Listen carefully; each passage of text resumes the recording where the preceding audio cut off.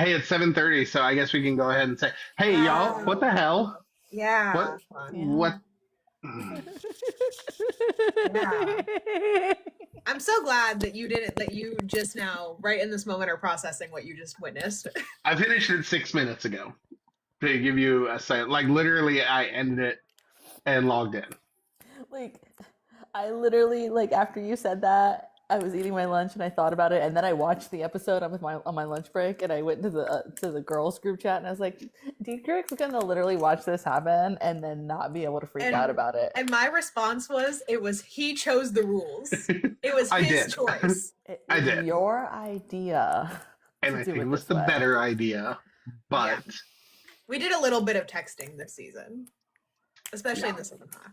A Just a little little. bit, a little bit, a All little right. bit. Well, hi everyone. Welcome, Um, friends. so if you are unaware of what this live is about, I am watching through Avatar: The Last Airbender for the very first time, and I just finished season two.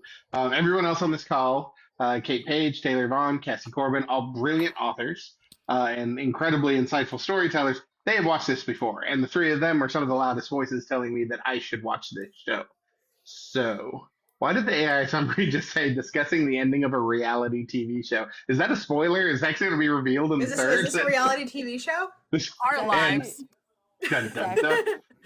Although I do have one element that I have a question about that's slightly related to that. We'll get to it, I guess. But oh yeah. so, do we want to approach this the same way we've done the other lives? I think so. Yeah, we can. Overall, though, thoughts on season two? What'd you Yeah. think Full season as a two whole? thoughts. You got the whole Season thing now. two. Okay, so I think if I gave season one a letter grade, I said that it like at the halfway point it was about a B minus, and then it climbed to like a solid B plus by the end. I'd say this is at a solid A. For the most part, there's only a few episodes in season two that I didn't really vibe with that much. One of them we'll talk about. I think it's going to be controversial because I vibed with parts of it, but not the others. So we'll get to that. Um, but for the most part, like season two very much feels like the show cracking its knuckles and saying, "Okay, we've played around enough. It's time for us to dig into the story." Enough games, Yeah. children. We got a Um, war to fight. and I will give, and I think that I think it's really interesting the way we've been doing these lives, splitting the season in two, because I do think that there is a very, very specific split in the arc that you see. So the first half is about Azula hunting them. Like that is pretty much the driving motivation for everything that happens in that first half. And then the second half is about Bossing Se, Mhm. Hmm. and it is about everything that happens with that. So, um, Bossing Say I have so much to say about because I feel like this is almost the show like reaching further than I would have given them credit for, and I'm very curious to talk to you and Cassie Taylor about how some of these elements landed with you as little kids because holy crap, there's some heavy, heavy, heavy, heavy shit in Well, Bossing I was Say. 6 years old, and I was like, Yes, "What are these people doing?" yes, Literally, you were 6 years old, and Jet was getting brainwashed in Jet Lake showed up, and I Yagatai. said, "Go home." yes, yeah. How did he get here? There's brainwashing, there's secret police, there's a military coup, there's like Zuko there gets a is girlfriend. kind Like of. one I mean, Yes. Zuko goes on a date. Like, let's calm down. Okay, but she He wanted goes, him. All he he had to goes do was on a ask. date. He goes on a date. Okay, my very rational, grown adult brain is like, he went on a date. That's nice. My 20-year-old brain was like, get your hands off of him.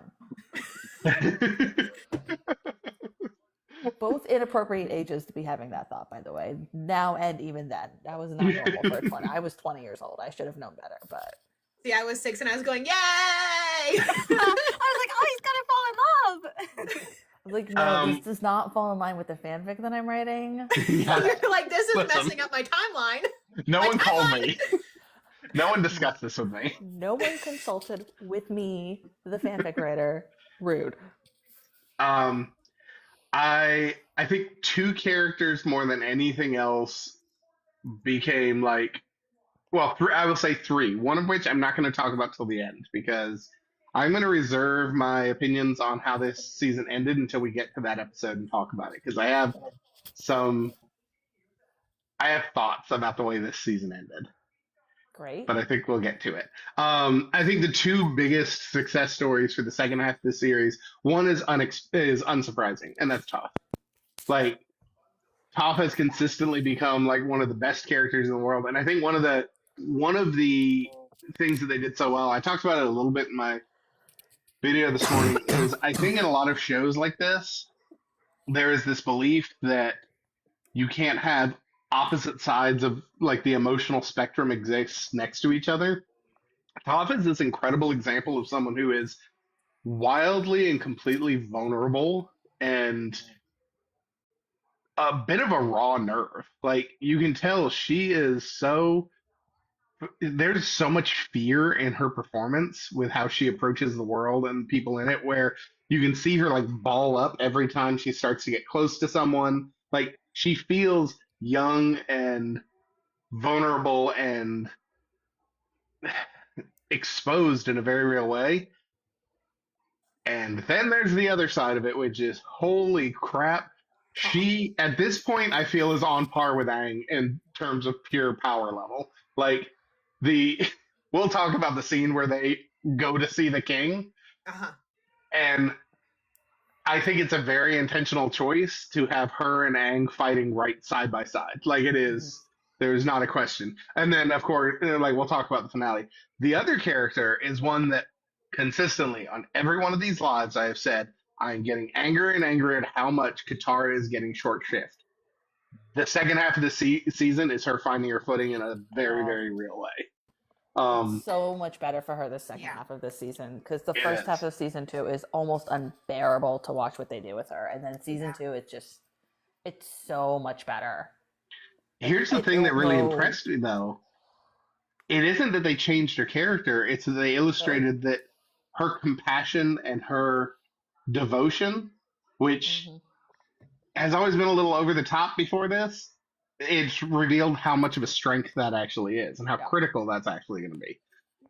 Right, and it literally starts with the desert. The desert is such a good Katara episode in my opinion. The desert is a fun episode. They would have died in that desert if it wasn't for her. 100%. Like, oh my god. So do we want to start there and start working our way through the episodes? I'm ready. Yeah. I'm ready. All right. So that starts with the desert. The desert did something that simultaneously made me incredibly pleased and incredibly angry at the same time, which is they didn't get Appa back. They did not get Appa back. They didn't immediately give us Appa back. No. No, And they made us here wait is- like 3 weeks for that. Yes. So And here's the bad. reason that I liked that so much. It made me mad because it's Appa. I mean, come on. We wanted him back. Yeah, we want our boy back. Like, what the hell? But it also was an indication of this show is not going to give you a quick and easy resolution to big moments like this. It is going to make these characters work for that resolution. Well, and you can tell like it really like made the writers work for it, right? Because like solutions to problems are easy when you have a giant bison that you can fly Right. over Yeah. the problems. Once you take away that ease of transportation, automatically it makes the character's took it jobs away? harder In the middle of the desert. in the Yep. middle of the desert. And you can tell that the writers really rose to the challenge of like, okay, now they have a new set of circumstances that we can't like they hop on Appa and fly away Yeah. as like the safe solution.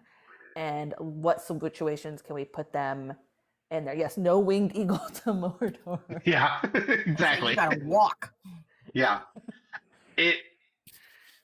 And it also builds with like it starts to feed into a running theme of this which is that if the first like season and a half of this was about Aang developing his powers, we have now on the arc of Aang developing his control, like Aang developing his discipline and unfortunately the things that he now has to develop are in direct conflict with the fact that, as we have to continuously remember, he's 12 years old.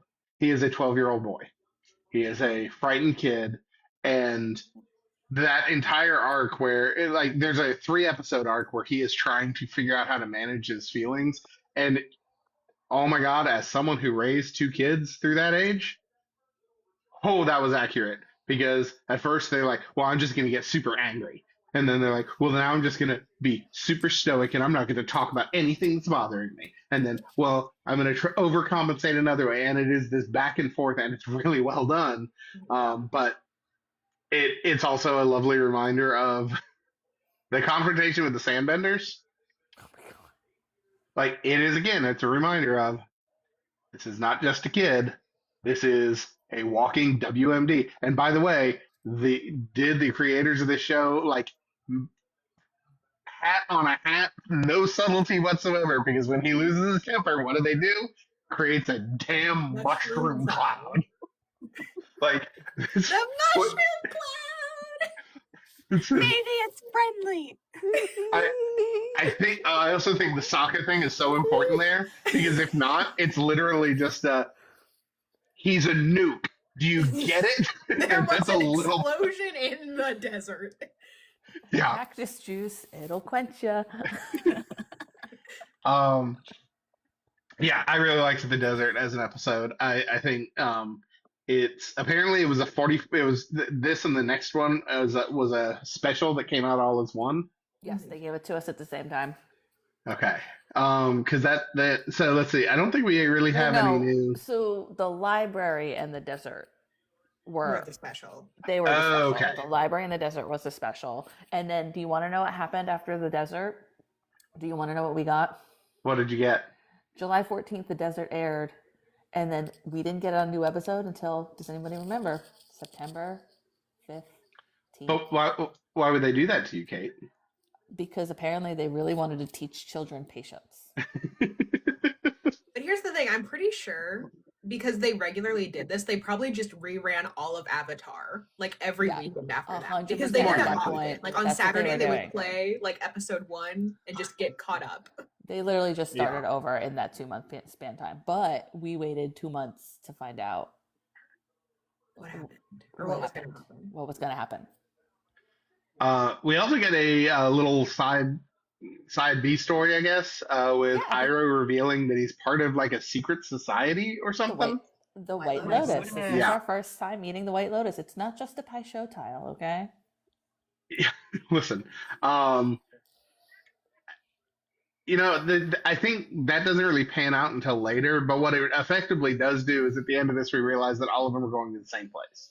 Mm-hmm. Like Iroh and Zuko are getting smuggled into Ba Sing Se, and that's where the Avatar, the Aang gang is going. Well, and it's smart though because it feels very natural, right? Yeah. Like it doesn't feel forced. Iroh and Zuko are going there because they're refugees. That's literally what they are at this point. Yeah. Like it makes sense that that's where they would go. That's where refugees go because Ba Sing Se is still this impenetrable force. And of course, Aang and the gang are going there because that's where Appa is. I do think one of the things that I thought was interesting here, and it continued, was that Iroh and Zuko don't really have a goal at this point. Like, they're running. But it's almost also feels like at this point they have the threat of being caught doesn't seem to be hanging over their heads at any given time. But I have thoughts on that, but I think I'll voice them later towards the end of the season, specifically with Iroh. Iroh, I think, would be different. I think overarching, it's not. I have thoughts that there's I don't know if it bothers me, but I have question marks about specific moments, but not the end episode, but yeah, okay. The tea shops. We'll talk about it when we get to the tea shop stuff. I don't think we really have new characters to rank for this one. No, not yet. Not yet. No, not for the desert. I do want to say once again, we kind of touched on it, but Katara this is Katara's episode. Yeah. Like the fact that she sees that like Sokka's like now drunk. Toph cannot see. Yes. And Aang is going through it. So she puts on the mother hat that she is so often worn, but in this case it feels very natural that and this is what moms do. We problem solve, right? Like you have a million problems looking you in the face and you're like, okay, we can tackle one problem at a time. The problem we have to tackle is we must get out of this desert or we will not survive. Yeah. And there will be no problems. There will be no problems. So she could see her very methodically. She's like, okay, problem number 1, we must get out of this desert. You could see her problem solving in a way that normally Sokka would do, and she very quickly is like, I need to fill this role because clearly my brother is having a moment. Inebriated. He's cactus inebriated. So he she is takes absolutely tripping balls. That's she takes out the maps. She comes up with like, we can look at the stars. They can guide us out of here. So she's very much, it's Katara mothering, but in a way that makes sense. And isn't her mothering like, I need to like mother Aang's emotions or like tend to Sokka's like ripped pants. Like it's very intentional, and it's such a nice moment for her character that, like you said, Dietrich doesn't. Sorry, Hurricanes just scored again. It doesn't take away from what we know about her. It adds to it and enhances it in a really nice way. So yes. No, I liked that episode a lot. I think it was definitely in my upper half of the season. So next, that brings us to the Serpent's Pass. Yes, giant snake. We love a giant snake. Which is where Aang enters his emo period. Right. He's 12, he's getting to that age. He's having a moment. Yeah. I mean, if only Zuko could see him now. Oh, listen, I feel like he and Zuko would have vibed in this moment. Like, he would have been like, oh, everything's terrible. Let's go listen to My Chemical Romance and paint our fingernails black. What if they'd been on the boat together? What if they'd been on the boat together? Yeah. What if? This one's a lot of fun. First, we get the sour and the sweet, because we get Suki back. We do get Suki. We love Suki. We also get Jet. Yeah. Yay. And can I tell you how much Jet was just like, he was like a fever blister that you get like 4 days before prom, and you're just really hoping that it's going to go away by prom, and every morning you wake up and nope, it's still hanging on. It's still right there. Like, there's certain characters like you crave to hang out with each other. Like you really like, you keep saying you want Zuko and Sokka to like have a buddy moment. There's other characters where you're like, that's my favorite character, and I don't want you anywhere near them. Please stay away from them. Stay away from Zuko. Yes. Okay, don't. You're gonna get Jet like all over him. Mind you, we're talking about Zuko, and we're like, Jet is the bad influence. Keep him away. Yes. Get away. It's so icky. I have some feelings about Jet in this, because I feel like, look, I will be very upfront. I don't think Jet gets much better in this run of episodes. No. And what makes it even more irritating is they have little hints at, there is some background there that if they'd taken a little bit of time to flesh out a bit, I think you could have had a better story. But we either don't have time or they don't really have much interest in that, and so his arc never really landed for me. Even the way it ended, I was just like, okay, well, I guess you're gone. Jet, to me, is like the guy who was right about one conspiracy theory. Like, one time he was right, and he's made it his entire personality. Yeah. He's made it everyone else's problem. Right. Because he was right one time. Yes. So he's right about all of them. Exactly. Yeah. But Suki's back, and we love Suki. Suki's excellent. Suki's top notch. I really love her and Sokka like dancing around each other, and I love Sokka's hesitation, because you realize like he's still not. It's not so much that he's still obsessed with you. Yue. It is that he has this perspective now of his, because we know Sokka's entire perspective is he's the guardian. Like that's the role he has put himself in, and he failed with her in his mind at least. We know he didn't, but he's young, and that's how he sees it. And so of course he's going to be hesitant to get close to anyone else. And I love that it's Suki, because Suki is the one who can break through that BS and be like, no, that's not how this works. She's like, you like me, I like you. Yeah. She's also like a very different female character than Yue. Not that Yue wasn't a strong character. She was just strong in a very different way, right? She was strong in the like, I am going to self-sacrifice myself to save the moon spirit. That's a different type of strength than like Suki, who's like, yo, bro, I'm here to protect you. Yeah. Right. No. I don't think you're understanding what's happening here. Please stop. and I am far from the person to speak to this. In fact, I'm the last person on this call to speak to this. But I did have a note because I took a few notes through this, but I was like, I have rarely seen live action shows that explore femininity in so many different ways and don't really make the argument that one is superior to the other. Mm-hmm. That it's just, yeah, because Katara and Suki could not be further apart. Like they are very, very dissimilar to each other. Mm-hmm. But the argument is never made that one is better than the other. I don't know. It's, yeah. As I said, I'm not the one to speak to that, but it makes it feel like every girl who watched the show had a character that she could be like, that one is like me. I like that one. Yeah.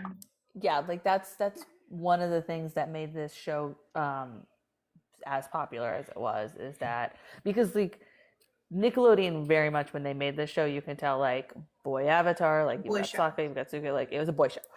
Yeah.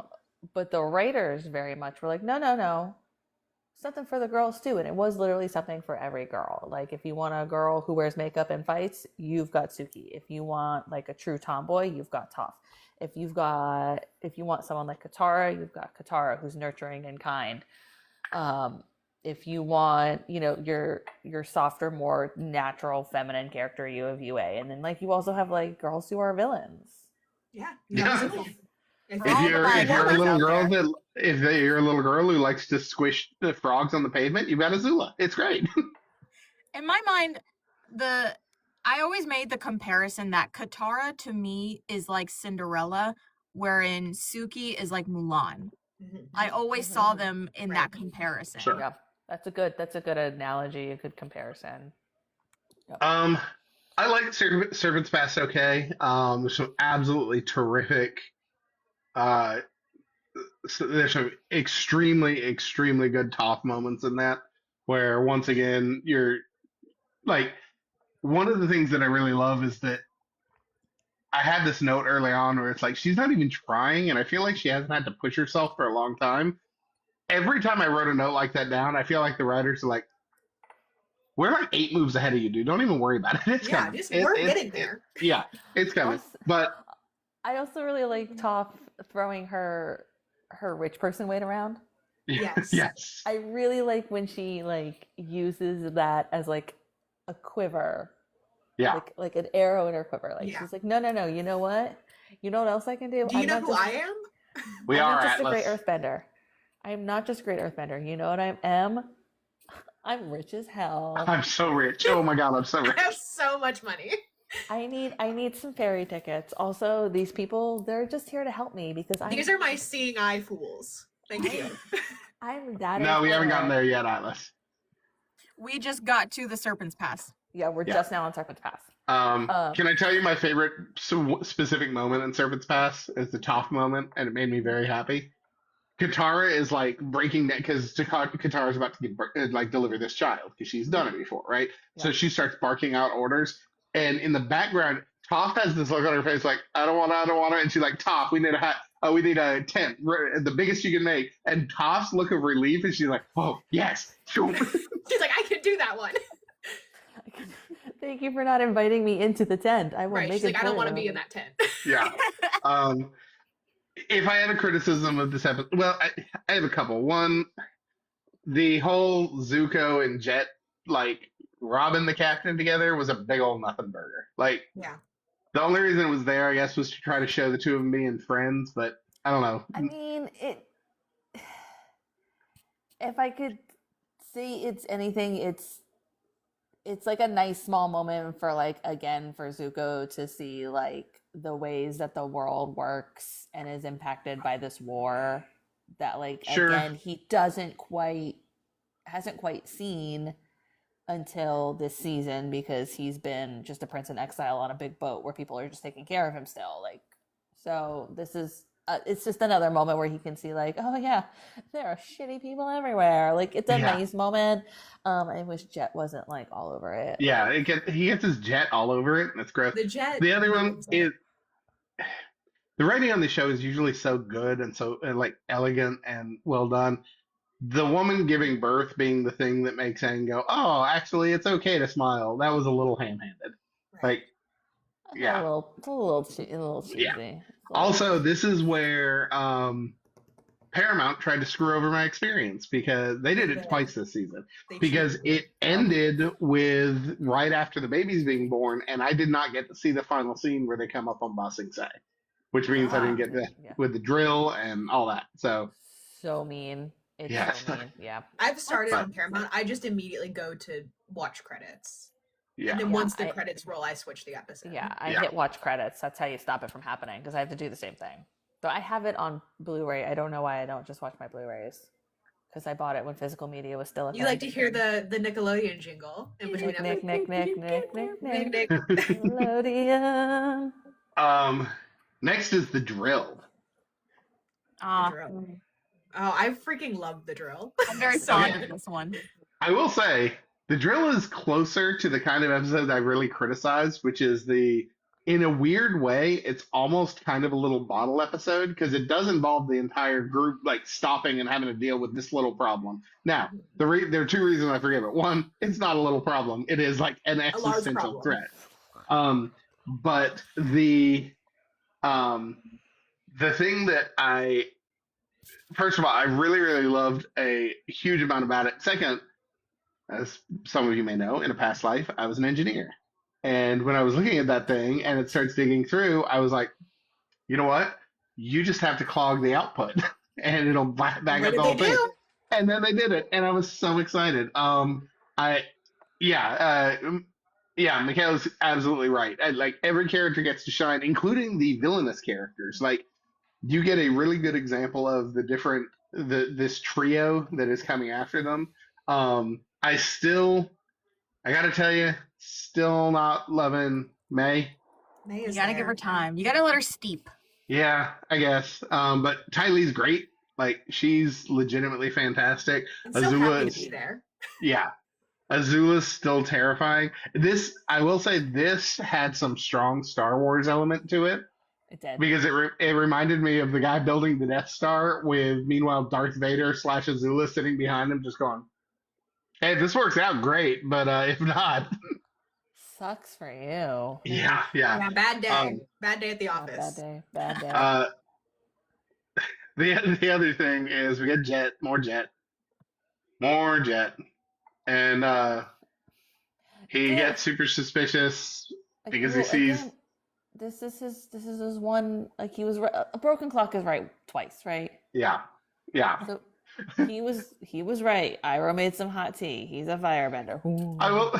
I will say this: the fact that he was right goes absolutely nowhere. Like there is no like nobody believes him. No one ever believes.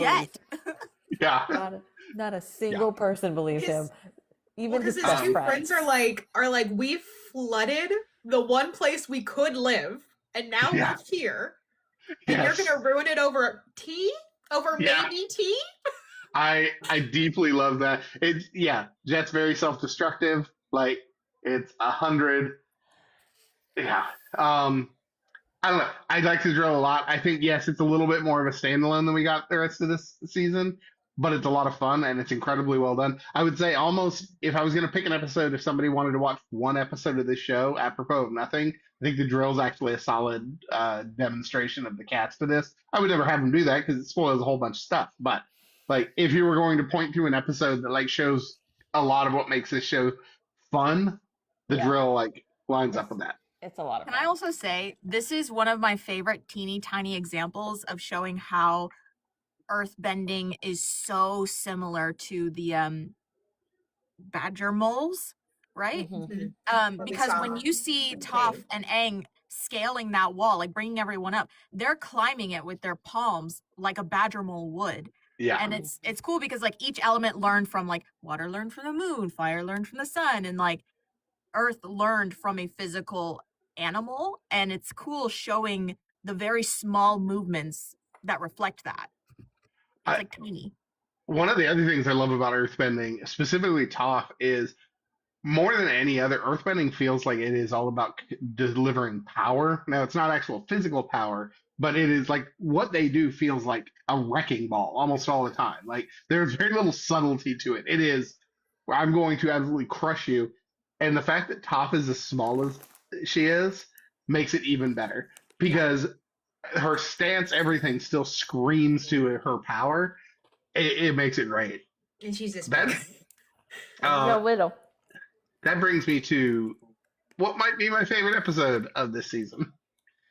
City of Balls and Secrets. Because there is not another episode in this entire show so far that made me say multiple times, like, they're not doing this, are they? And every time around, he's like, yeah, we are. There's this was one episode that I knew you were going to love. This feels like I think I texted the group chat we're all part of. I texted it like, did I expect this to be a Stasi style, like East Berlin, like secret police style structure? Absolutely not. I did not in the slightest. But you have Jodie, who There's no war in Ba Sing Se. Because there is no war in Ba Sing Se. There's no war in Ba Sing Se. Which I found out, by the way, Jodie saying there is no war in Ba Sing Se is a bit of a Mandela effect because she never actually says those specific words. She says combinations that kind of lead up to it, but apparently, anyway, I was looking this up. Her delivery, I've never thought an animated character, like, to the point that I was like, is she like a Frankenstein's monster kind of, like, is she possessed? What is happening? It's scary. You were like, is this an animation error? Probably the most upsetting moment is when she gets kind of busted and they turn around and a completely different woman's there and is like, hello, are you ready to keep going? Like, who are you? And she's like, I'm Jodie. So he's like, whoa, okay, well. And then they skate over it when she comes back. Like it just never, there was never a different Judy. Right. Yeah. As soon as they introduced the Dai Li, I wrote down the word secret police because, yep. And then we got Long Feng, our first new character to rank. I'm going to put him in A tier, I think. I don't think he's quite S tier for me. He's a little too... Definitely don't think he's S tier. Honestly, yeah. I would put him closer to B, personally. Would you? Yeah. I think the Dai Li are much more interesting than he is, if that makes sense. Yeah, I think that's what 100%. I think as a representative of the Dai Li, I agree with the A ranking. If I just pulled him out on his own, B. I would say. If it's just him, I think he's a B. Because, like, again, like, even at the end, when, like, Azula's like, I'm going to sit in this chair, and they're going to listen to me, and he's just like...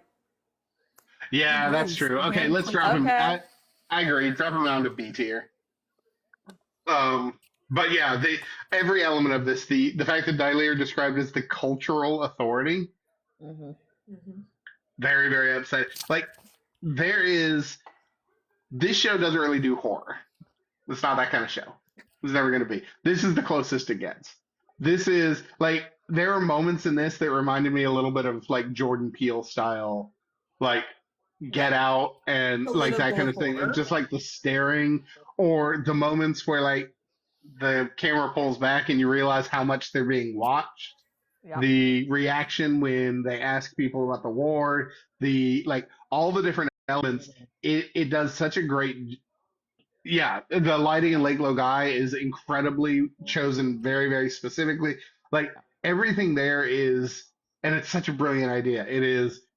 They've been talking about getting to this place since the first season.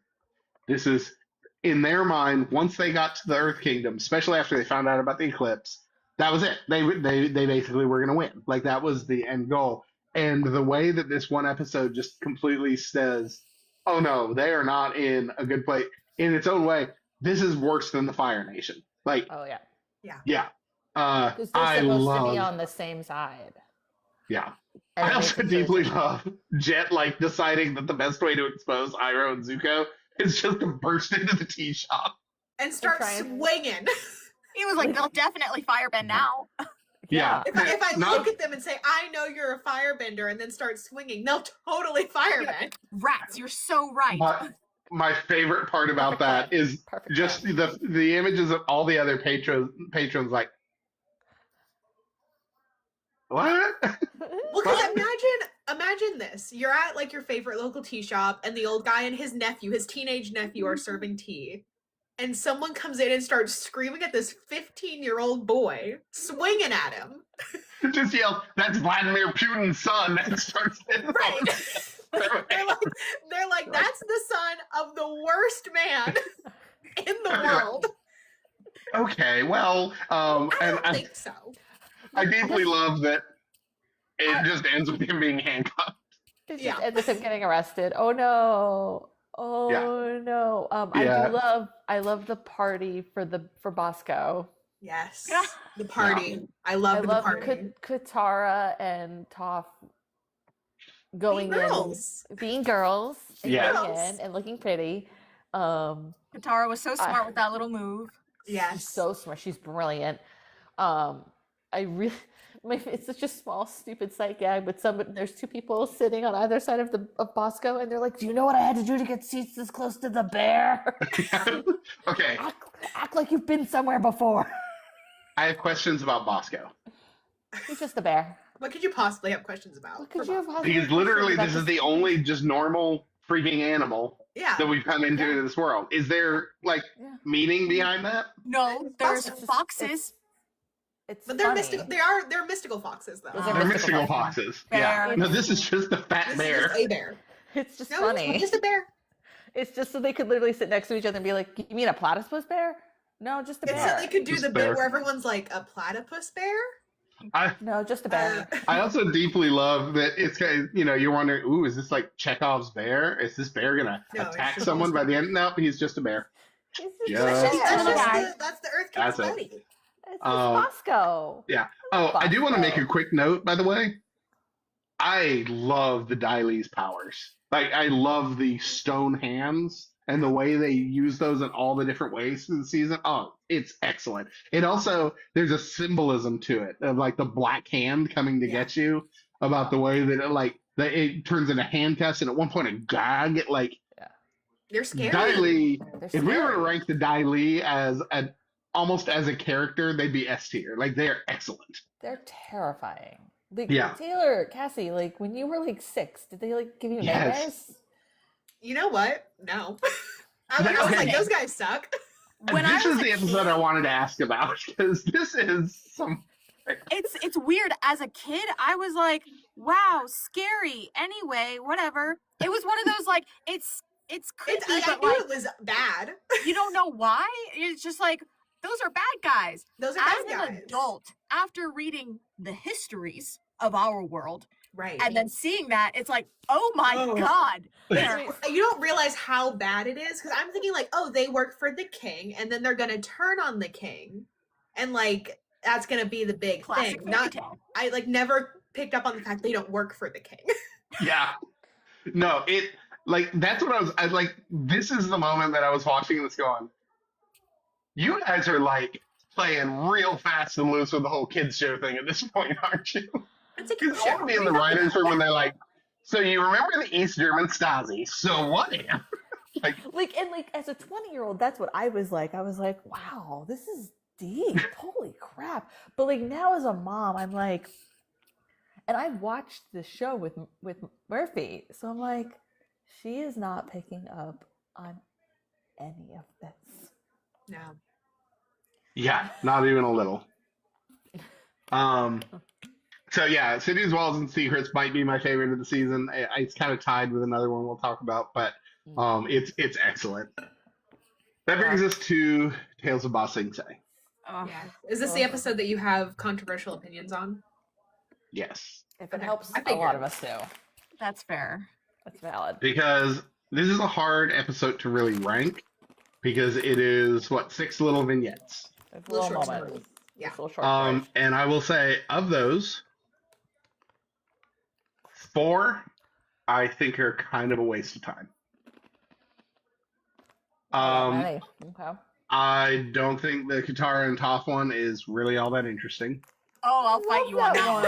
Oh my god. I will fight you on that. I want to hear your thoughts, but I will fight you on it. Just know that. You know what? This is a moment when like Dietrich's not a girly, so you just don't get it. You know, Dietrich it's just fair. doesn't understand the value of Katara looking at Toph and telling her she's really pretty. You're really pretty. Because like, you at don't the get time, again, we're chill, we're babies. We're 6. Okay? And at this point, Disney and Nickelodeon and all these other kid movies, they're all promoting the idea that, you know, there's the mousy brown-haired girl, and then there's the pretty girl, and the pretty girl is always mean to the main girl. But now you have this established character that is tender and beautiful, and then you have Toph, who is the mousy brown-haired girl in this situation. She's the tomboy. And you see them like empowering each other and being kind and welcoming and making each other laugh, even though, like, you know, Toph is being muddy. That's not Katara's vibe. Toph is also being beautified. That's not Toph's vibe. But like seeing how like women can empower each other is so important when you're like a 6-year-old girl and all these other kid networks are telling you that that's not the case. Well, and like you're talking about Avatar and you're like, yeah, Katara's the pretty one. Mm-hmm. And then there's Toph. Yeah. And then Toph is the strong one. Yeah. Here's the thing. I don't argue with any of that. I wish we'd gotten more than 6 minutes. You know, I kind of wish, now that I'm watching it back, though, I wish that had happened before they went to the party. Right, because after the party, it seems kind of like... I wish that we had, like, just kind of reorganized things and just gotten that short story at the beginning of that episode. Yeah. My only complaint, because after because they literally gussy up at the party. Don't... Right. No season 3 talk.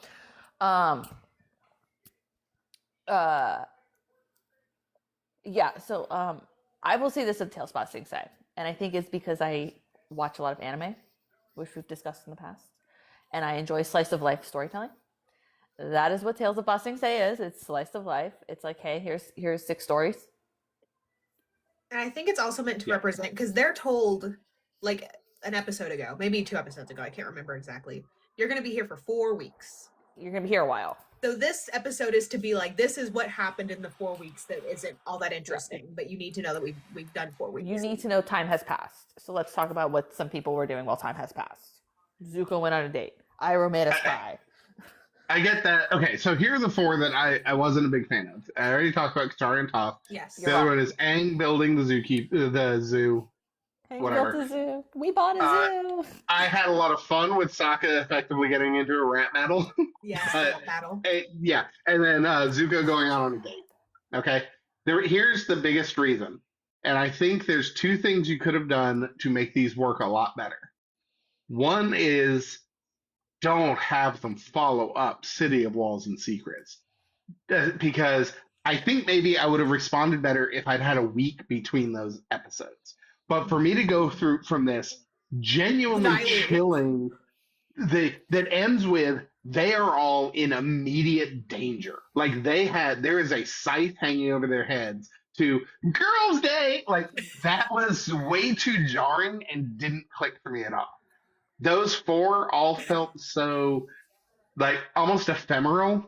I'm not saying that they don't have value. I'm not saying that they don't have benefit to it. I'm saying that coming that quickly after that and not giving stories like Katara and Toph and then Zuko on the date, those needed more time to breathe. They felt so rushed. They felt so jammed through. And Iroh did Zuko's hair for his date. He did. And I cried. You know, Zuko was just sitting there like, fine. Letting it happen. We're going to come back to Iroh because we're going to come back to Iroh. We have to. Can I tell you how much I am absolutely shocked that of these 6 stories, one of my absolute favorite ones was Momo's? Oh, was it? Cassie's vindicated. No, I still don't like Momo. But I think, like... He can't win! Here's the thing. I think Momo's story works well as a small vignette like this, because it is literally just a short little tale, but within it, it is this heartbreaking little story about he misses his friend, and he's trying to find him, and he runs into a little bit of trouble along the way. That's a perfect 5-minute story. It's perfect, and it worked really, really well, and I really liked it. I love that one. And then there's Iroh. All right. Well, I did do the little bit of research after this, so I understand. I now know the meaning behind the memorial at the end of it. Right. But Iroh's character portrayal is so well done that we had the flashback episode that really genuinely that really kind of hints at what happened with Iroh. We know his son died during the war. We know that it kind of broke him, and that triggered the whole like potential coup and everything in the Fire Nation that put Ozai on the throne. We know all that. But we know that in the macro. Like we know that like we're reading it from a history textbook, right? Like, okay, this happened and okay, all good. And I think the smartest thing they did with this little vignette is that it is not just about him saying goodbye to his or remembering his son. It's also about reminding us that at the end of the day, there is not a kinder, more decent person in this show than Iroh. Despite the fact that he is wildly dangerous, as we will see later on in the show. He is genuinely the moment of him singing to the crying kid. Oh, it's so and what makes that even hard, what makes it hit harder is that that is the same song that he is singing later to his son. Yeah. That's their song. That was just a little piece of poetry. It was flawlessly done. It was a wonderful little moment. It's I learned about like the new voice actor who now refuses to perform that song because he feels it's disrespectful to the past actor. Like, I don't know, Mako, I think is the actor that passed away. Mako Iwamatsu. Yeah. I don't know. It was a beautiful tribute. I think it might be my favorite tribute I've ever seen a TV show do to someone who passed away. Yeah. Like, it's amazing. Can I say too, as a kid watching this, I remember like sobbing and not knowing why. Like not really understanding the depth of why. Just knowing that it hurt. Right. But and not just as an adult, but now as like a voice actor, there's this sense of like when you're in the booth, it's you and it feels like there's an audience with you because you know there's people that's going to be listening and you're performing for them. But in that small like 10-15 second clip, that completely changes. It's not Mako and us. It's just Mako singing to himself. And like the depth of that emotion is exactly why it penetrates even the like not understanding of like a 6-year-old. Like you can feel like this is a completely human moment.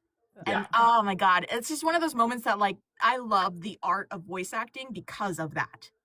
There's another element to that voice performance that really strikes me. It is that once he gets to the tree and he starts setting up a little memorial to say goodbye, I think the instinct is that entire scene his voice is just heartbroken during that. Mm-hmm. But they don't do that because there's that little moment where he first puts the picture up and you hear joy in his voice. Because for this brief moment, he remembers his son, and it is that arc. It is he sees his son and remembers how much he loves him, and he feels that joy, and then he feels the absence of that joy. It is that whole arc in like a 15-second chunk. It's really well done. I will say, this is one of those moments where like you can show like what 6 minutes can really do because it's such powerful storytelling. Because in 6 minutes, we learn a little like we learn more about what happened with Lieutenant, not in like a factual way, but like more of an emotional way. And it's his birthday, which makes it harder. And it gives like I always like this specific 6 minute little short because it gives me like a moment to kind of reflect on what losing Lieutenant really meant, because it's not just that like it broke Iroh. Like there has to be a lot of guilt. He was the one leading the siege. Yeah. He was the general in charge. Every soldier's death is on his shoulders, right? That's the job. But it has to feel so different when it's your son. Yeah. And I imagine that like as each birthday passes and he's not here to get older, the guilt that Iroh probably carries around with him. Yeah. And maybe he sees Zuko a little bit as his second chance. Oh, I 100% think that he does. To do the whole fatherhood thing better. And this is the first birthday that he's celebrating for his son in Ba Sing Se. Yeah. Where it happened. Yeah.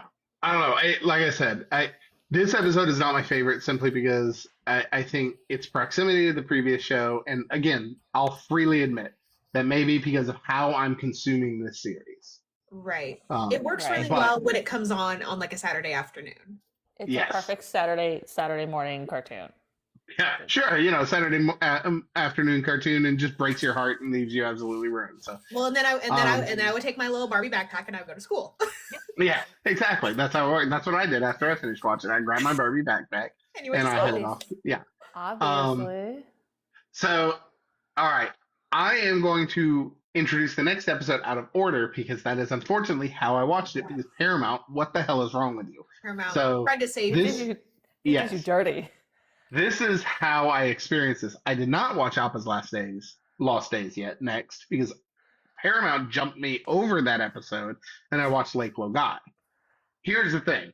I'm very grateful because I think there are 2 episodes that you can watch out of order in this. One is the one we just talked about. Yeah. And the other one is Appa's Lost Days because it is a looking back. And it actually kind of works okay after Appa comes back.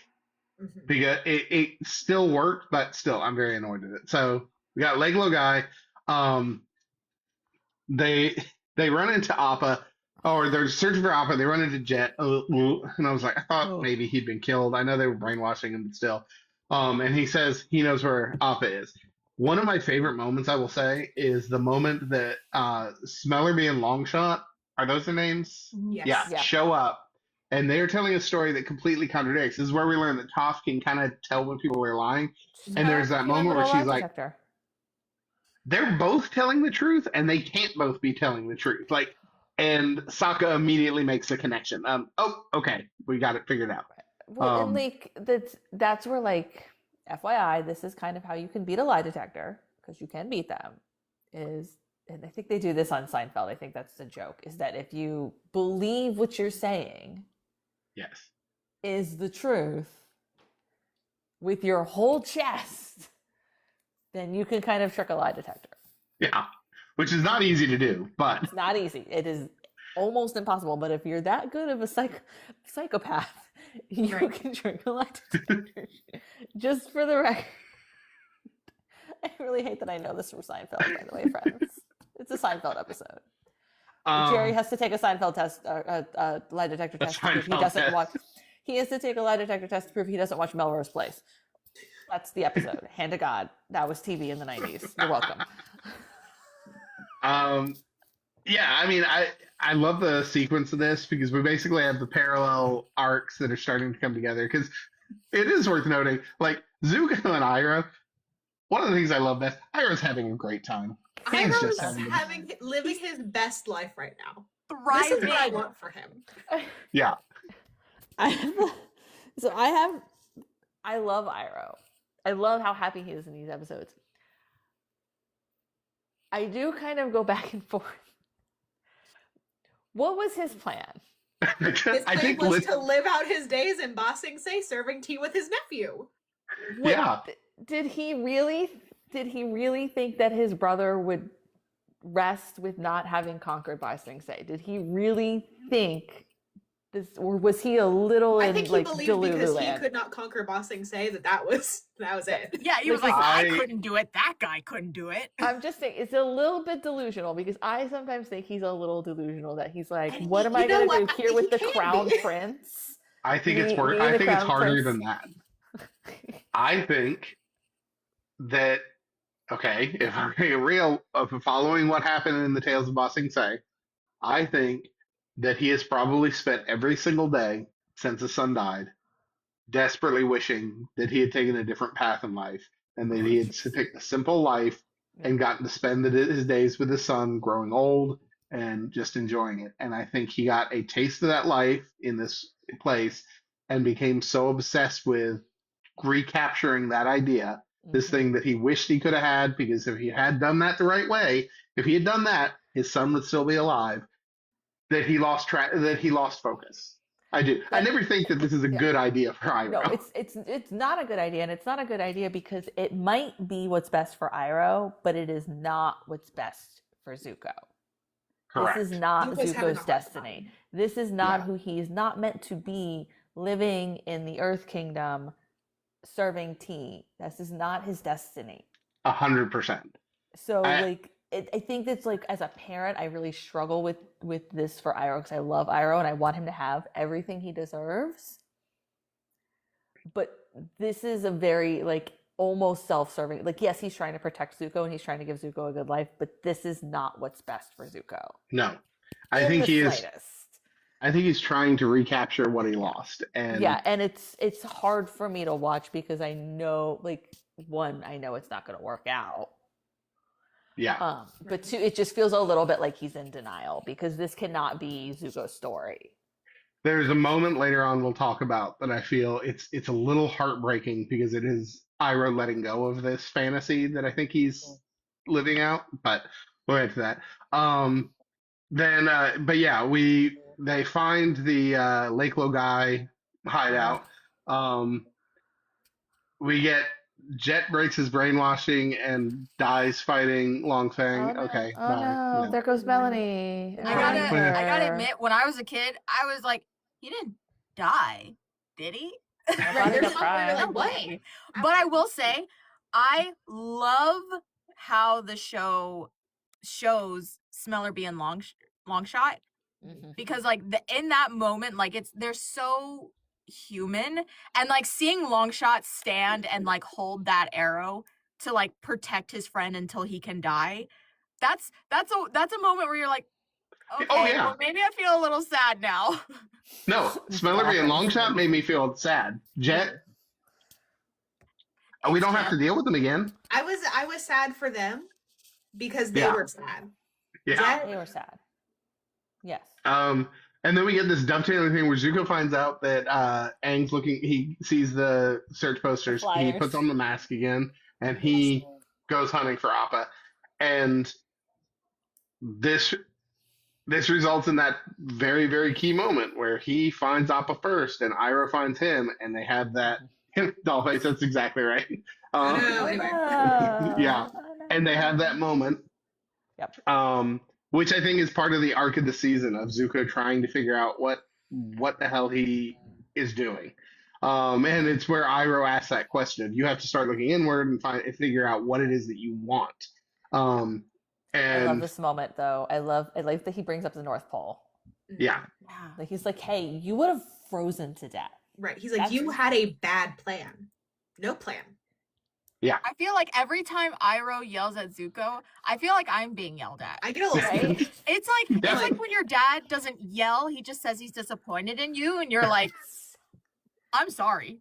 It's like, fine, I'll go kill myself. Thank you. Right. I'll go walk off a bridge. Again, if Iroh yelled at me, I would just walk into the ocean. Goodbye. This also results in one of my favorite moments, which is that finale where Appa comes rolling back in like a flying tank. It absolutely made me. I was like standing up, pumping my fist, but I'm like, how did Appa get here? Why didn't the show ever tell us how Appa got here? This doesn't make any sense. Why would this show do this?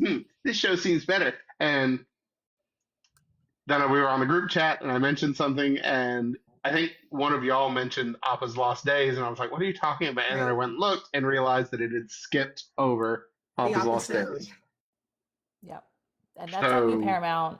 Just FYI, this is why we don't want to watch the movie on your shitty streaming service. I'm speaking directly to Paramount. FYI, we don't want to watch it on your shitty streaming service because your streaming service is so shitty. You're bad at this. You're so bad at this. Put it in theaters. You'll make more money. You cowards. So let's talk about Appa's Lost Days. Discuss. I gave myself a headache watching this one. She did. It's true. Almost no dialogue in this episode. Virtually none. Man, this is a rough one to watch. I was reading up, and apparently this show got a award from the Humane Society showing how animals are mistreated. Mm-hmm. I think, if I recall, I was just spamming the group chat just in all caps. I am not having fun with this episode. Like, this is a rough. It is what? Guess who didn't feel bad? Not you. Not me. Again, you deserve this just a little bit.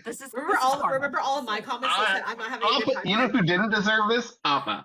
Appa didn't deserve this. Appa did not deserve this. Just for the record, I would like to give a shout out to the voice actor of Appa, D. Bradley Baker, who voices all of the animals.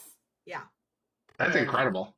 I didn't know that. In Avatar, he in Avatar Korra, and he's coming back for Avatar Seven Havens. So shout out to him for voicing all our animals. Yeah, I mean, listen, we get this sequence of events. It's just harder and harder and harder and harder and harder. The circus is a really rough one. It also introduces Appa's new fear of fire, which one of my predictions for this show is that is definitely going to come up again. Like, this is not a show that lets trauma sit unabated.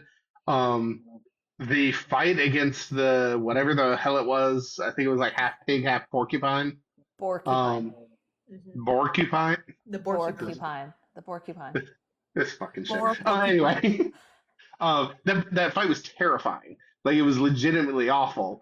And Appa, like, barely able to stand afterwards and being alone. And then Suki shows up. And it's such a great moment. And then stupid Azula has to ruin it all. Yeah. But it just, listen, can we talk about Suki becoming an MVP of this series in this episode? Like, standing between, and then even doing she even got to do the little Harry and the Hendersons thing of chasing Appa away with fire, knowing that he's scared of it because she knew he was going to come help her.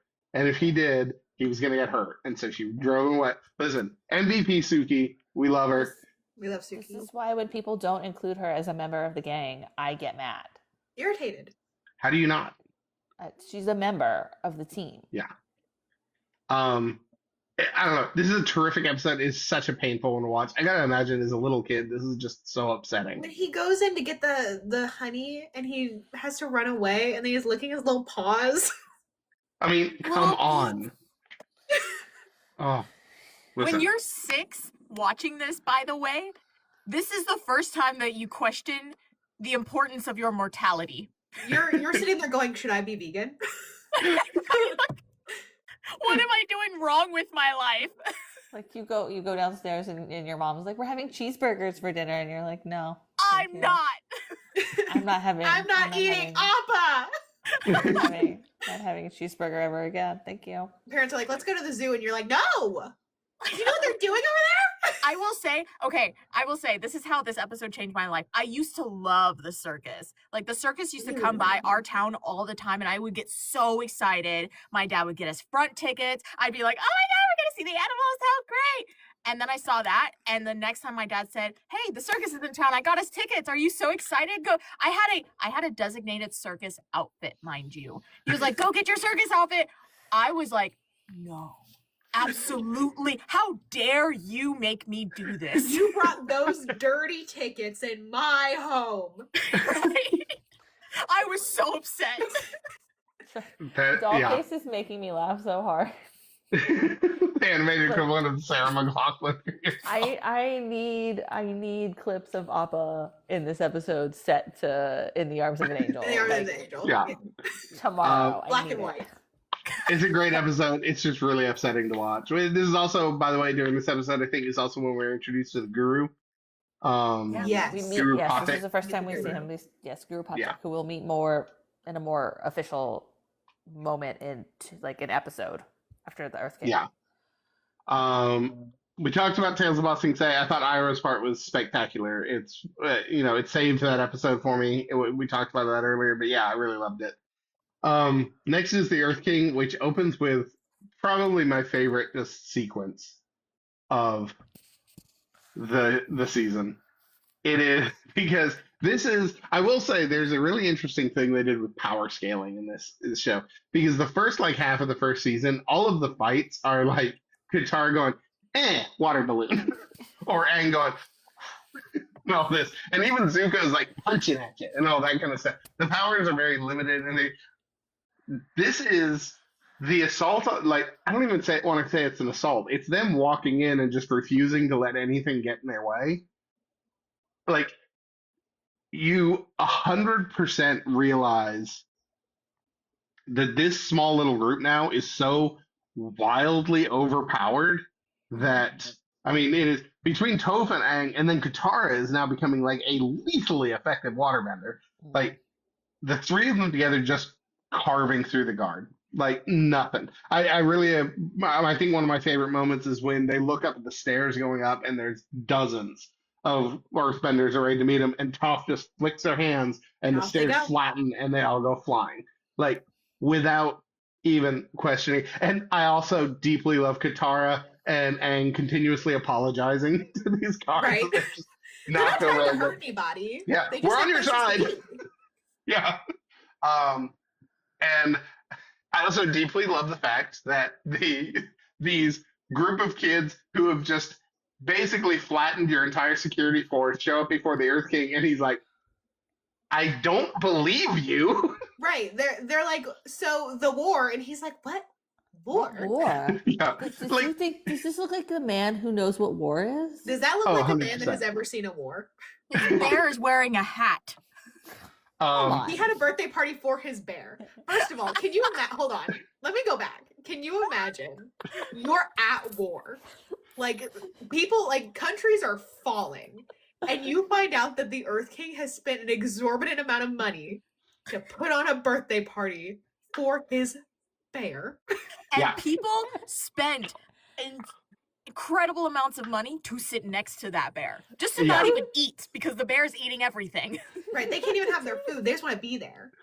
Right? Dude, gets this close to the bear. Okay. Oh, man.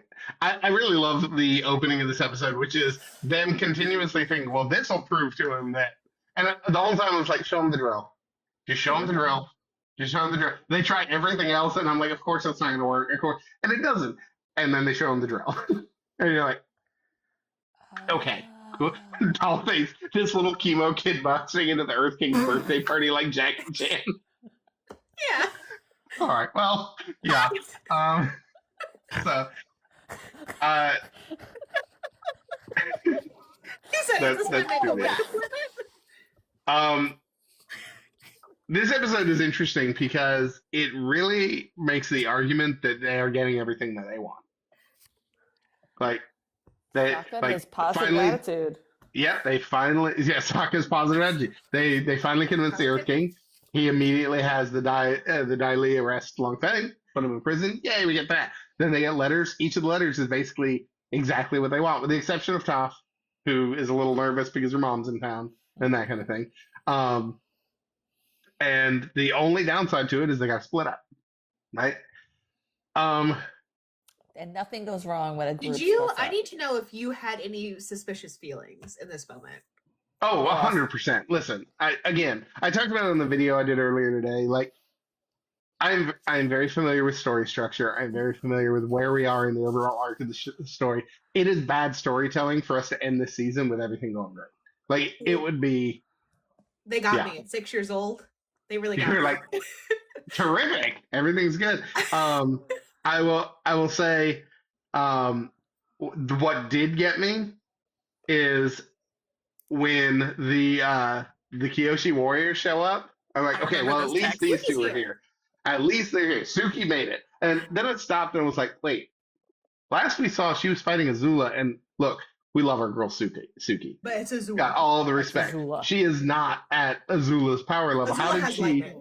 And so I was like, oh, maybe the next episode is going to be like a little flashback to see like how this all played out and all that. Credit where credit's due. That moment where it pans around and Azula's eyes are so well drawn too that you immediately realize you're like, son of a. She's such a great character design because amazing. Just from all you need to see is her eyes, and you know it's her. She's got the best character design in that regard because you know it's her. Yeah, it's great. And then Toph gets captured. Here's what I will say about Toph's capture.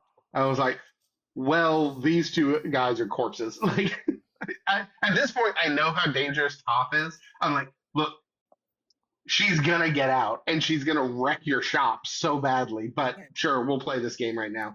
And then the biggest one that pleased me is the reveal that Long Feng is still controlling the Dai Li. Of course he is. Because of course he is. Because the show is not going to give us easy outs on anything, which we're going to come back to. He's still alive. They still have contact with him.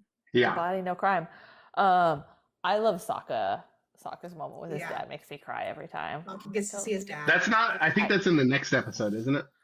I don't know. It either ends this episode or opens. He gets the letter this one, and they agree to head out. They all kind of blur together at this point. Yeah. Like the last 4 episodes are just the same episode to me. Yeah. It's all one episode. Like this happens with me with season 3 too. Like where everything the last chunk. Yeah. It's all one giant episode. Dollface, that's exactly right. No, you're locked in here with me. Can we rank the Earth King? You want to rank the Earth King and Bosco? How do you feel about him? And Bosco? I mean, I don't have any real problem with him, but he's kind of a C character. Bosco, we can put up an A tier. Bosco's great. How does Bosco get a higher grade than Momo? Bosco's doing everything that has been asked of him. Yeah, I'm not disagreeing with you, but higher than Momo? Yes, absolutely higher than Momo. He causes fewer problems than Momo. I will say, they're best friends and I put them together, okay? I want to say the Earth King does, for all of his faults and things that he does not do, as soon as he gets the proof that the war is happening, he does lock in. Yeah. He says, we're taking care of it. Listen, and he says something very honest. He's like they're going and trying to show him all this stuff, and he's in a very honest moment. He's like, I really hope you're wrong. Yeah. I don't want to be at war. Yeah. That sounds terrible. Like, I would put him in a B tier. Same. Yeah, I would put him in B. Yeah, B tier. I don't have a major issue with him, and he has a couple good moments, but B tier. He's a good illustration of just how sheltered Ba Sing Se has been. Yeah. All right. I can't remember if it's in this one or the next one, but I do want to talk a bit about Sokka and his dad reuniting. Because sometimes this show is very, very good at, we're going to give you something that you want, but it's not going to be what you think it is, and it's going to turn out to blow up in your face and all this. Sometimes it's nice to see good people just being good people. And I loved every element of that. I loved the grin on his dad's face when he saw, and then I also loved, I don't know that there is a more important moment for Sokka in this series than when his dad says, warriors, let's go get ready to fight. And Sokka says, what do you want me to do? And he said, I just told you. That moment, and then when his dad reinforces, he's like, I've always known who you were. That's why I left you in charge. Because Sokka has spent his entire life thinking he was left behind because he wasn't good enough. He wasn't good enough, yeah. And his father reinforces, no, I left you behind because you are the best of us. And that whole moment, it also means that when Sokka has to leave, it's okay. And you get that moment when you see his dad smile at him as he's taking off. Because it is this recognition of, it's not who Sokka has become. It is, Sokka's always been that person. His dad has known that, and he's always had faith in him. It's great. Every part of that was amazing. It's beautiful. So, I love them so much. Are we ranking Sokka's dad? I didn't print Hakoda, and I don't know why I didn't. We probably should have. We can just write his name, and you can add his picture later. Yeah, I can add his picture later. Yeah. Where would we like to put? We're running out of room. We might need to take some people off who we're not going to see again. Probably Gran, I would think. Don't remove Gran. Never mind. No! Sorry. The true diva. I'm going to do the same thing with Sokka's dad that we did with Azula. I would recommend A tier because I think there may be more that we see of him in the future, and I want to give him room to grow. But this is such a terrific moment. I'm going to put an H for Hakoda. We'll see him again. I'll print him better. Dollface is yelling that you have to leave Gran alone. Sorry. Okay, I'm sorry. We could probably, what do you think? It's a little hard, isn't it? We see these. We'll take off Stue's stupid boyfriend. That doesn't really give us any room. Oh, I forgot he was there. He's super dead. He's super dead. We could probably honestly also take Jet off. Yeah. Yeah, we can take Jet off. I think once they're pretty certifiably gone, we can probably remove them. Yeah. Okay. This is also where so we get a couple different things. The Guru episode is a lot going on. There's so much happening. A lot happening. So let's break it down one by one. So Aang first. Aang gets to Guru Patik, who teaches him that he has to unlock his chakras in order to be able to access the Avatar state, pretty much whatever he wants. Right. And he does warn him that once he starts, he can't stop. Otherwise, he's not going to be able to do this in the future. And for the most part, it goes great. I mean, listen, 6 out of 7's a B. Does that count? He moves through them. He does. Like, the rest of them are remarkably easy. Like, I will admit, said, face your biggest fear. Yeah. And Aang said, easy. I will admit to not knowing much about that particular corner of spirituality. I am fairly sure that clearing your chakras is not supposed to be that simple. I think it's like a lifelong thing. But Aang, I guess, He's just the real Avatar. good at it. We only got a couple of weeks. Yeah. And then, of course, he gets to the last one where he has to let go of Katara. He sees Katara in trouble, and oh my God, Kate, the level I was yelling Yoda and Luke, oh my God, Yoda and Luke on Dagobah. Because it's the same exact thing. It is a person I care about is in danger. I need to go help them. And the instructor saying, if you leave now, you will not be who you need to be. You need to finish your training. Oh yeah, you can tell. Like these are those moments where like you guys probably didn't see it at 6, but I saw it at 20. I see it now. It is definitely like you can tell that they know that the creators of the show have done their homework and they are pulling from so many different. They are inspired so many different types of storytelling, and that is this moment. This is the Luke and Yoda moment, and everybody argues that Luke was right to leave then, and Aang was right to leave then too. Yeah, that was the right call. I agree with Aang. That was the right call. All right, let's go to Also, this is also, I will say, with the Guru, because again, these episodes run together for me. The Guru is also the episode where Iroh is running his own tea shop. Yes. And I believe the episode ends with Katara seeing him in the tea shop. I think that's the last one. I think it ends with Zuko. Oh yeah, it ends with Iroh and Zuko being invited to serve tea. Okay. Yeah. Here's my criticism. Here's my biggest criticism of this. So we kind of skipped over Zuko having his existential flu. He did one kind thing and it nearly killed him. Yeah, he was nice to an animal and went into like anaphylactic shock. Like his body was rejecting that. Yeah. Rejecting. I think specifically, it was kindness towards the Avatar. Yeah. He's like, ugh. And I will tell you that this episode made me so angry. It got we're gonna resolve it, but because oh my God, Zuko is the lamest character in the entire show during this episode. Yeah. You're probably not gonna get this reference. You guys will. Normal SpongeBob. Yeah. Times Zuko. Yeah. Yeah. 100%. Well, and this is what bothers me about Iroh clinging so hard. And I understand why Iroh does it from Iroh's needs. And Iroh's like your hierarchy of needs. I understand why Iroh clings so hard to his tea shop.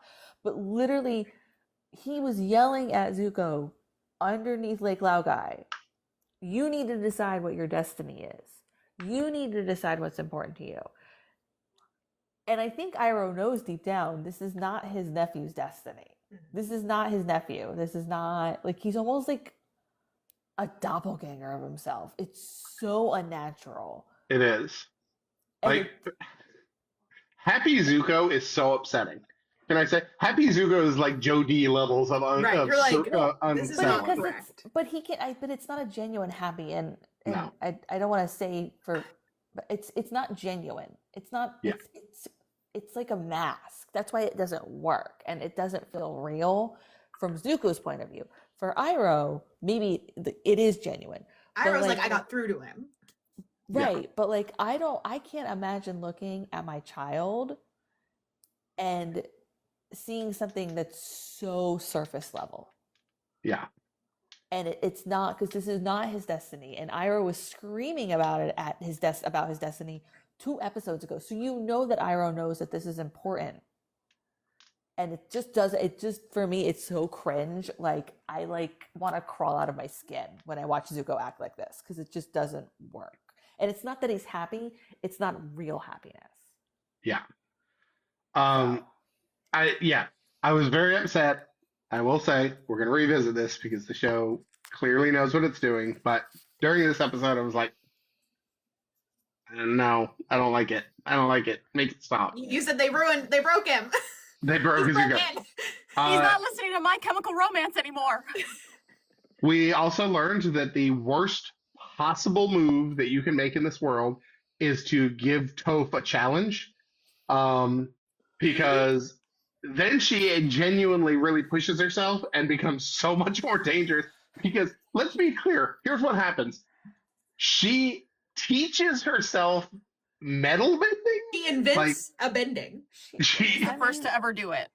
No one's ever done this before. That's why they use metal. Because you can't bend metal. She's not wrong. What is metal? Listen, she's not wrong. Like, it is... Again, look, she was already dangerous when she was lazy. Now you made her work for something, and she, that was one of the most hysterical things. And then her earth skating, essentially creating seismic. I have this weird idea that there's some village where some quirky little, scientist has just invented a seismograph, and he's thrown it in the garbage because every time Toph gets a bug up her ass, the whole thing goes off the rails. She's creating fault lines as she goes. I love Dollface Toph. No, Toph, yes. Yeah, it's so good. Do not give Toph a challenge. Let her stay. Is it because Toph? When you give her a or challenge, Toph? then she has to lock in. It's Toph. And that's not good for Toph? anybody except for her. Okay, it's Toph. Listen, I don't know. This is the first time I watched this show. You'll have to forgive me. I never mean to rage bait anyone. I don't like rage baiting. No, it's okay. Every time you said Toph, it made me giggle a little. So me too. That's why I You're did just correct allowing you. it to happen. So anyway, Tooth is one of my favorite characters. I really love Tooth. Yeah. My next video, I'm gonna use that pronunciation just to watch. Tooth. Tooth. I would be careful. Toph is very beloved. I won't actually do that. Here's the thing. You think that Boomy is a problem. No, and here's the thing. Toph is arguably my favorite character in the show right now. Very, very That's good. not a wrong opinion to have. Girl shows up. Yeah. Let's see. Katara figures out that I rode Zuko in the city. She sees it. She rushes to warn Suki. Well, problem with that. Once again, Katara gets poked a couple times and falls to the ground. I will say that visual of her falling to the ground with the water spilling out from her is so beautiful. So upsetting. It's so upsetting. You feel the danger in that moment. Aang, Sokka, and Toph are reunited. They get back to Ba Sing Se, and then they go to basically tell the king everything is terrible. There's a coup in progress, and the coup's happening. Literally happening. The coup is already happening. Yeah. Oh, and then Azula cuts a deal with Long Fang, where he, I guess, puts her in charge of the Dai Li. He sort of takes control, and then she's like, you can fight me for it. And he's like, I don't want to do that. I mean, okay. Smartest thing he's ever said. I did want to say this, now I understand, Kate, why you wanted to put him lower. This is the dumbest plan. It's so dumb. He's like, yeah, I'm going to outsmart the Fire Lord's daughter. Right. My hands are tied. This rattlesnake will bite the bones off. That's fine. It's just the worst plan. And you understand why he knows, he's not a stupid man. He knows he's outmatched. So he's just you can have it. But it's just, it's so kind of a nothing anticlimactic. It's so nothing. It's very obvious that he had no other plan. I wish he had at least a thought of what he was going to do. This is definitely a man. Sorry, go ahead, Kate. No, you go ahead. This is definitely a man that, up to this point, every nefarious evil plan he's ever had has worked out. He's gotten no resistance. He's gotten no challenge. And the first time he does, he's like, don't like it. You can kind of tell when he gets to the wall after the king sees the drill and he starts trying to lie. Yeah. You're like, can't trust imported gear. So bad at it. Like, really?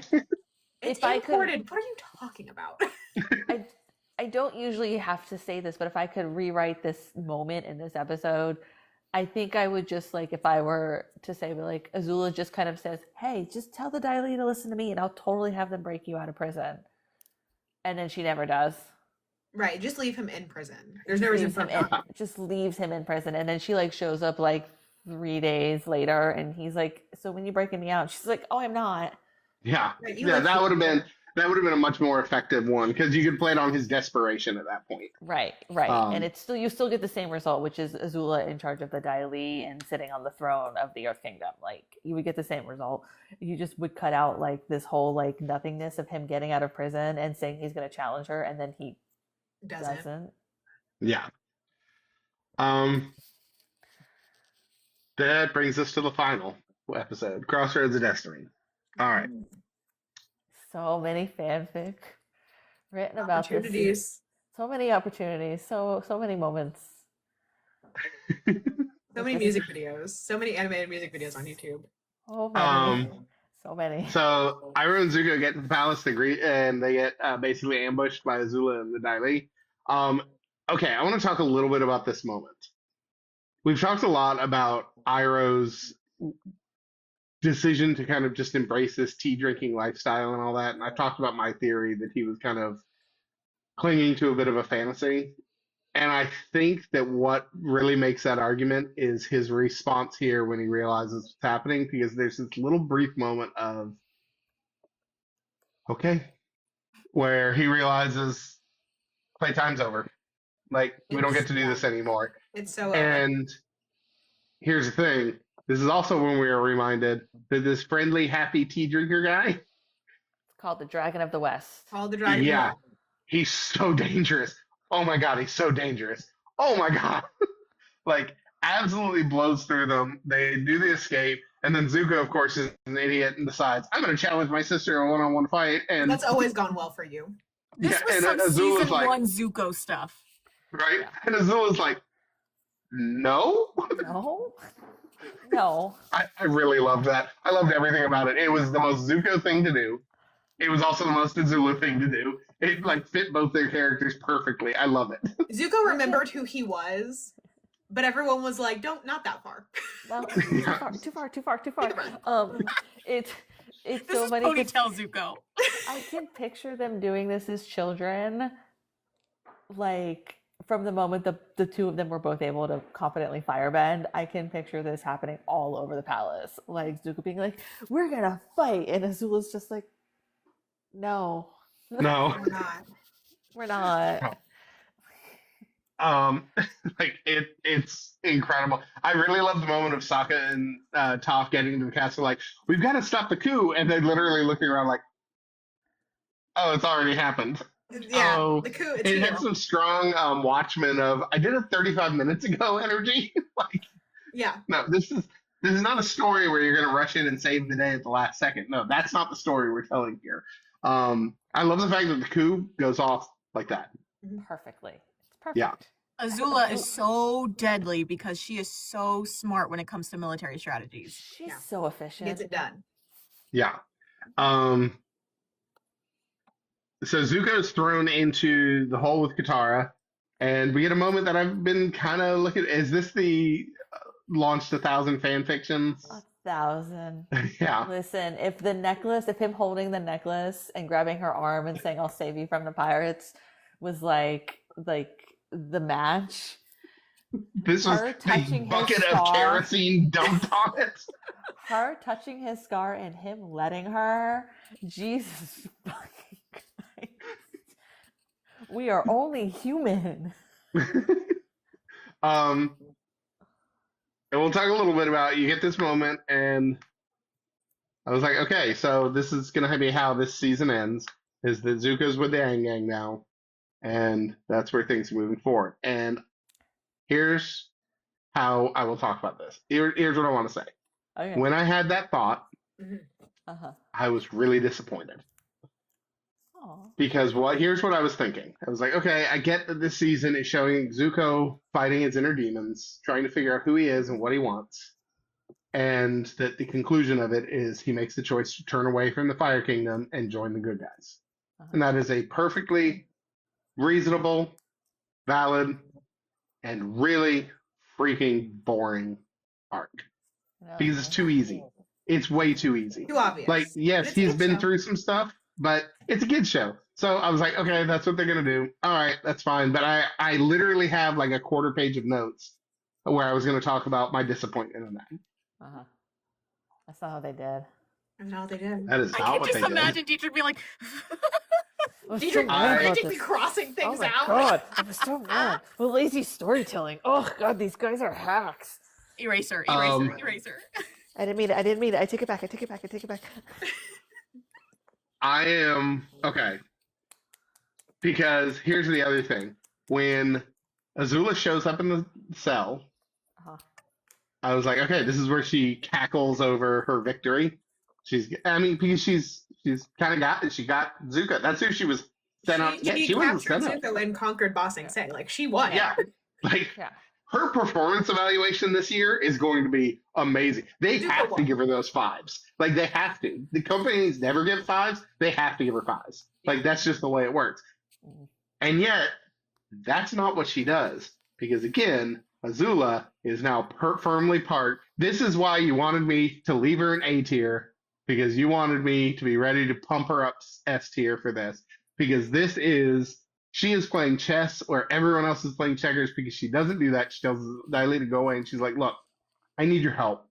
I'm not going to be able to win this war without you. And what makes it worse is she said, but it's your choice. And she turns and walks away. Because if she had fought him, Zuko as a character would have fought back.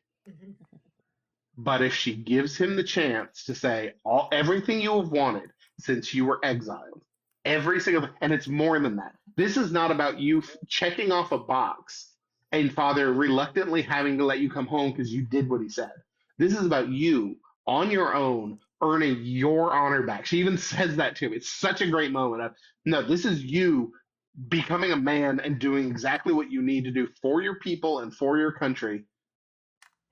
That anyone who argues that Zuko isn't right to make the decision at the end, I will push back all day long. Zuko did the only thing he could at the end of this because this is what he wanted. This is all he's wanted. And she gives him, she doesn't hand it to him. She gives him the opportunity to claim it. Everything about it is so good. Oh, it's so good. And I can't wait to talk about the end of season 3, but yeah, he's going to get everything he wanted. Yeah. He's going to return home a hero. Yep. At a very steep cost. I mean, an incredibly steep cost. We get the moment where Aang. I love this fight, by the way, because it isn't clear who's going to win at any. Because when it's Azula versus Aang and Katara, I very much got the sense of, for the first time, Azula's out of her league. Like, she is outmatched by these two. And then Zuko showed up, and you get that brief moment where, like, wait, what's going to happen? Fight? And then he jumps in with her, and it's somewhat even. And my favorite thing about this is the reason that Aang and Katara lost is because Zuko and Azula started working in coordination. Mm-hmm. They started working together. And Aang and Katara were not. They were doing their own thing, and it made a huge difference. And so you get the moment where the Dai Li come rolling in. They're wildly outnumbered, and so Aang makes the decision, okay, I'm going to clear my last chakra, go into the Avatar state. He does, and then immediately gets absolutely shot by... Okay, I don't understand one thing, by the way. Is the argument that he died when he got hit? Yes. Okay. So they set this up in a few different ways because they did a very good job throughout the season. First, we have Iroh teaching us about lightning bending, and he says, if you get hit in the heart, you will die. Yeah. This is not something you come back from. He told Zuko that. That's why he's so reluctant to teach. That's why he's not going to shoot lightning at him. Right. So that's one. 2, Roku did tell us if you die in the Avatar state, it ends the cycle. You lose, So is the well, I don't know. I don't know if we're going to find out if now the reincarnation cycle has been broken because he technically died in the Avatar state. So I guess we're going to find that out. We'll find out. But Katara used the magic water. The spirit Yes, water, which the same also one was that seeded Yue through the whole used. thing. Insert Waterboy joke here about the Yep. special water from Alaska. It's always cold. Sorry. One of my favorite moments of this, though, Aang goes down, Katara grabs him, everything seems lost, and Iroh comes in and says, I will hold him off as long as I can. Get him out of here. They do, and my favorite moment is the moment they've escaped, Iroh stops. Yeah. It is this realization of he literally did exactly what he said. He held him off, and once there was no point in fighting anymore, he stopped. And that was it. No, and it's so hard to watch him. He can't look at Zuko. Yeah, and Zuko is having such a hard time looking at him. I love that last shot at the throne where Azula's sitting on the throne and like Zuko's standing next to her. He's where he's wanted to be because look, y'all more than anyone else know my deep love in storytelling of wants versus needs. And I absolutely love that this ended with Zuko getting exactly what he wanted just in time for him to realize it's not what he needs. It's brutal, it's awful, and it redeems it, like it fixes what I was so irritated about because yeah, this season ends, the Aang lost. Bad. Like bad. Like they are in worse they are in a real way in worse shape than they were at the beginning of the show. They were this far from it being over. Yeah. Not being the end. Now Ba Sing Se is fallen, so that's done. Aang is still. I know that he's not dead now. No, I do kind of feel like, yeah, but I feel like he's not gonna just get up and start whistling from this. Like, I feel like he's got some recovery to do. Start season 3. And here's the other thing: I have no idea where it's going. Like, I don't know what comes next. Do you have no predictions? I do have some predictions. Okay. Do we want Let's to? go over the predictions he's already. Let's go. Can we go through the predictions you've already done before we do your predictions? Go through those. Yeah. I forgot. Has someone written them down? Because I'm not sure I remember. So one of them was you said that Aang would get hurt in the Avatar state. Yep. Check. Check. Hooray. Check. Got it. Are you still clinging to your commitment to Iroh not making it through this series? I am. Okay, monster. We're fucking hill to die on, but okay. Okay, sure. Are you still convinced that Zuko and Sokka are gonna have a moment? No, but I really want them to. I really want them to. Is it a prediction or is it just a want now? Is it just a want or is it a prediction? Needs.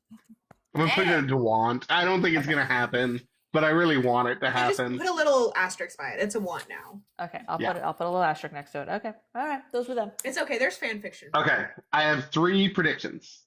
Okay, prediction 1 has to do with Sokka. So we've got a new prediction to take the place of the old one, which is we've talked a lot about how Sokka has been very, very competent, despite the fact that of that entire group, he's the only one that doesn't a bender. Like he has no powers, right? Right.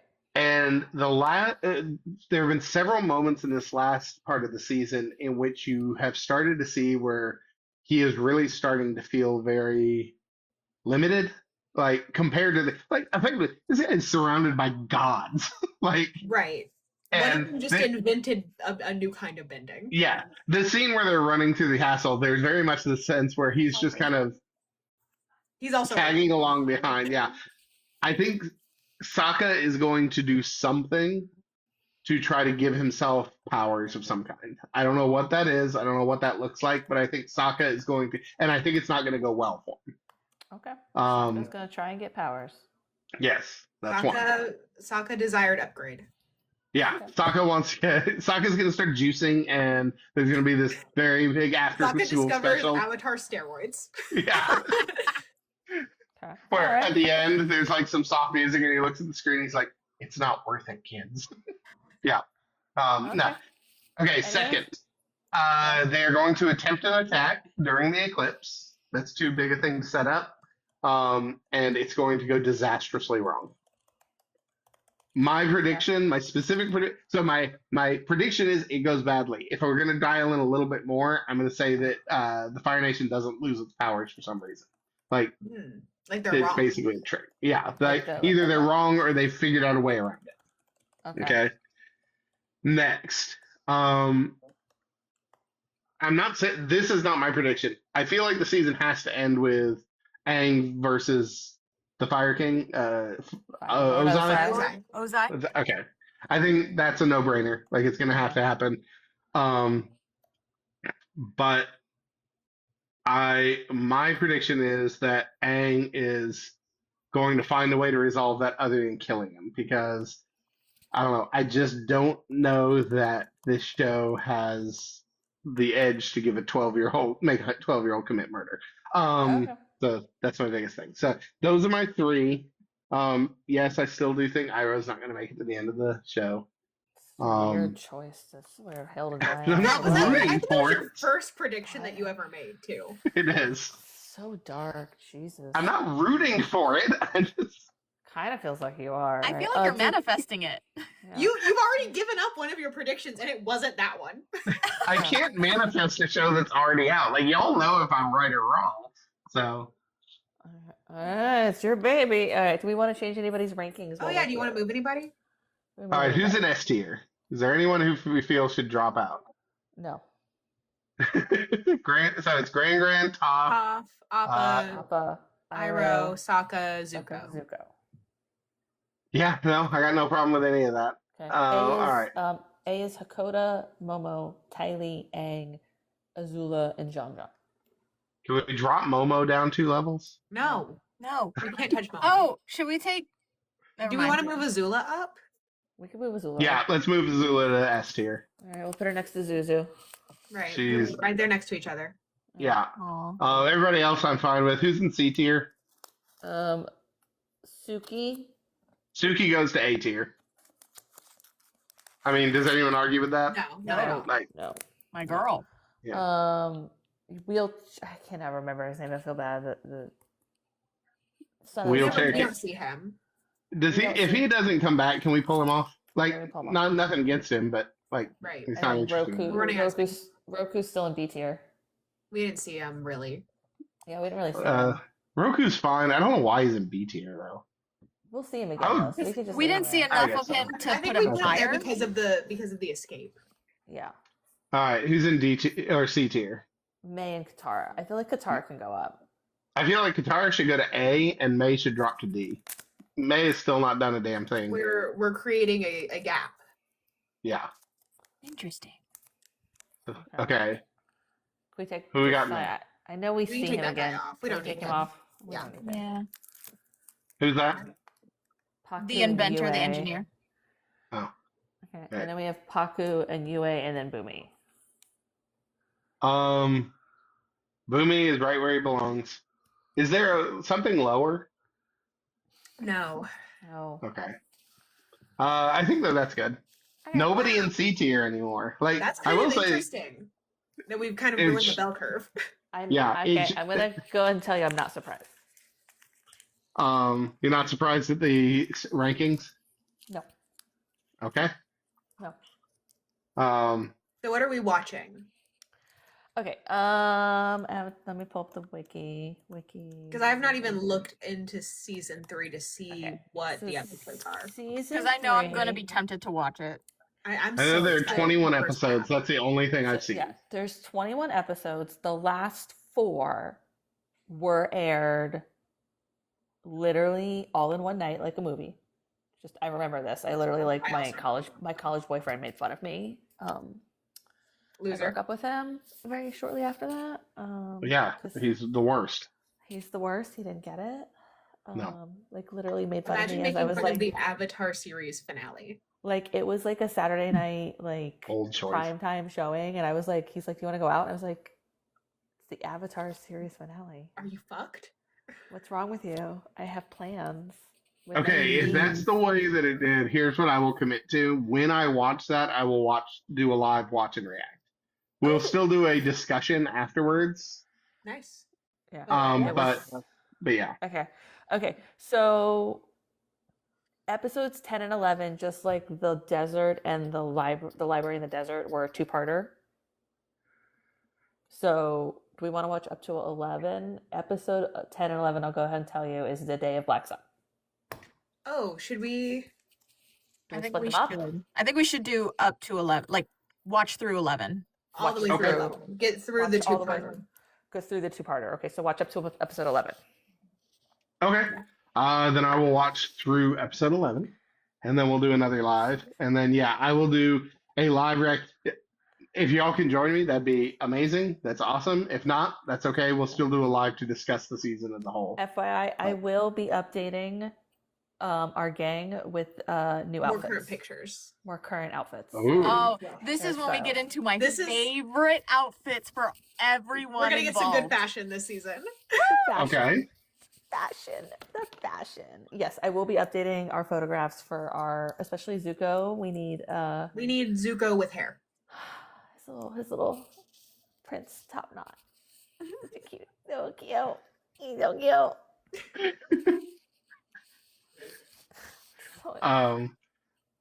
So excited. No, like I said, I put this as an A right now. I think the only reason it's not an A plus is that's very, very hard for a show to get to for me.